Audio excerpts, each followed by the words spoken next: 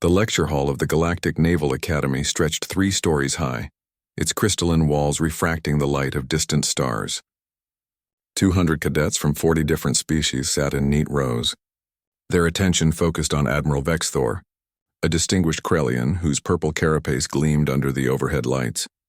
Today, the Admiral's translator device rendered his clicking speech into universal standard. We discussed the most dangerous species in known space, the Deathworlders.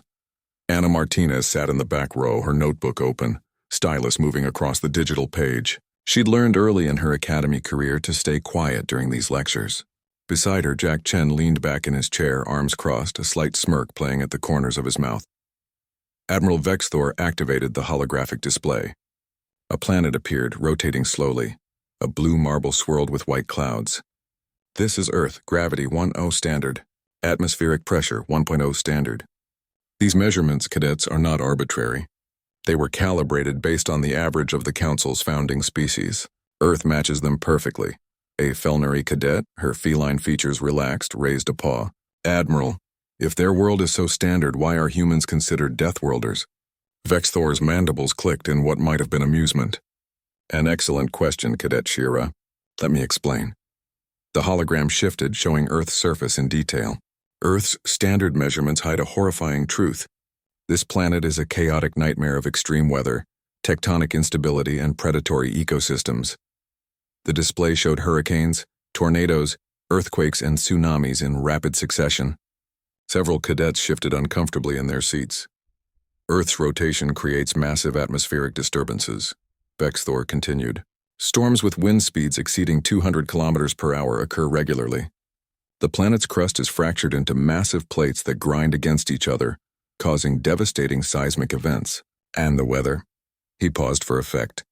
The weather can shift from fatal heat to fatal cold within a single rotation. Anna kept writing. Though she'd lived through a tornado in Oklahoma and a blizzard in Minnesota. Standard childhood stuff. But the environment is merely the beginning, the Admiral said, his voice growing more intense. Consider the biology. Humans evolved as persistence hunters. They cannot outrun their prey over short distances, so they simply kept going. For hours, for days if necessary. They would chase their prey until the animal collapsed from exhaustion. A Quellan cadet, whose species had evolved on a low-gravity moon, made a distressed whistling sound. That's horrifying. Indeed, Vexthor agreed. Humans possess an extraordinary healing factor. Bones that would permanently cripple most species will regenerate in their bodies within weeks. They have redundant organs. Their skin constantly regenerates, shedding and replacing itself. They consume ethanol, a literal poison for recreational purposes. Jack caught Anna's eye and mouthed the word, Friday night? She suppressed a laugh, covering it with a cough. The Admiral was warming to his subject now. Their pain tolerance is legendary. There are documented cases of humans continuing to fight with multiple limbs severed. They have been known to walk for kilometers with broken bones. One human female gave birth, then ran a marathon the following day. That last one's not normal, Anna whispered to Jack. Speak for yourself. My mom did a triathlon when she was 8 months pregnant with me, Jack whispered back. Humans also possess binocular predator vision, Vexthor continued, and can see in remarkably low light conditions. They can consume an enormous variety of organic matter, including substances toxic to most species. Capsaicin, for instance, a plant-based defense compound that causes excruciating pain. Humans consume it voluntarily and competitively. A Drexian cadet raised a tentacle. Admiral, surely you exaggerate for educational purposes. I assure you, Cadet, I do not. In fact, I'm understating the danger. The hologram shifted again, showing human soldiers in combat. Humans are endurance predators who evolved on a death world. But more terrifying still is their psychology. They form pack bonds not only with their own species, but with virtually any other species they encounter. They have bonded with apex predators from their own world and kept them as companions. They call them pets. The hall filled with concerned murmurs. Furthermore, Vexthor's voice cut through the noise. Humans have a psychological response to danger called adrenaline. When threatened, their bodies flood with this chemical, temporarily increasing their strength, speed, and pain tolerance. Essentially, cadets' danger makes them more dangerous. Anna had stopped taking notes. She could feel dozens of eyes beginning to turn toward the back of the room. The Academy had 3 human cadets this year. Anna and Jack were 2 of them. Now, the Admiral said, you may wonder why I am telling you this. The Council recently extended membership to Earth. This means humans will be serving in the Galactic Navy. Some of you may serve alongside them. Some may command them. Some, his voice grew heavy, may face them as enemies should Earth's loyalty ever waver. Admiral, a bold Felnari cadet called out, are there any humans here? At the Academy? The room fell silent. Vexthor's antennae twitched. Yes, cadet. 3 humans currently attend this academy. 200 heads swiveled, searching. It didn't take long. Anna and Jack were obviously different. Bilaterally symmetrical, bipedal, those forward-facing predator eyes. Anna met the stairs calmly. Jack waved.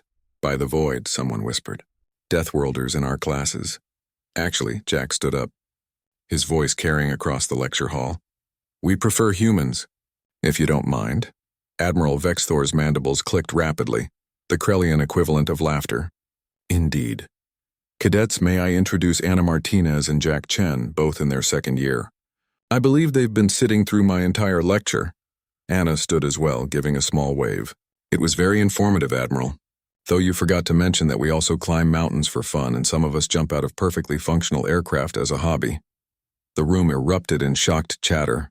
A Quellan cadet near the front looked like she might faint. Vexthor raised a claw for silence. This, cadets, is why I give this lecture. Knowledge dispels fear. Yes, humans are from a death world. Yes, they are formidable. But they are also our allies, your fellow cadets and future comrades in arms. The same traits that make them dangerous also make them loyal, determined, and remarkably difficult to kill, useful qualities in a teammate. He turned to Anna and Jack. Cadets, would you be willing to answer questions? Of course, Admiral, Anna said. A timid voice came from the middle rows. Is it true you can go days without water? In extreme situations, yes, Jack answered. Though I definitely wouldn't recommend it. Gets pretty miserable after day 2. And you really keep predators as pets? Another asked. Anna smiled. I have a cat back home. His name is Sergeant Whiskers. He's about this big. She held her hands apart. And he's absolutely useless at hunting anything except the robot vacuum. The tension in the room began to ease, replaced by curiosity. For the next 20 minutes, Anna and Jack answered questions, demystifying the terrifying Deathworlders. Yes, they exercised in high gravity for fun. No, they couldn't actually survive in vacuum. Yes, some humans did eat ghost peppers on purpose. But they were considered crazy even by human standards. As the lecture ended and cadets filed out, many approached Anna and Jack directly, their initial fear replaced by fascination. Admiral Vexthor watched with satisfaction. This was why he gave the lecture early each term, and why he always ensured the human cadets attended. Fear of the unknown was dangerous in a military force that depended on cooperation between species. Better to address it directly, to transform Deathworlders from nightmare fuel into colleagues.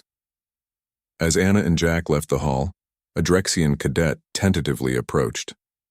I apologize for my earlier concern. Would you perhaps join my study group? We're working on zero-gravity combat tactics, and I think your perspective might be valuable. Jack grinned. Sure thing. Fair warning, though. Anna's way better at it than me. Something about being from a death world makes space combat seem easy. Anna laughed. It's all about persistence, Jack. We're good at not giving up. Behind them, Admiral Vexthor clicked his mandibles in approval. The humans were adapting well. The Council had made the right choice, even if they did terrify everyone at first.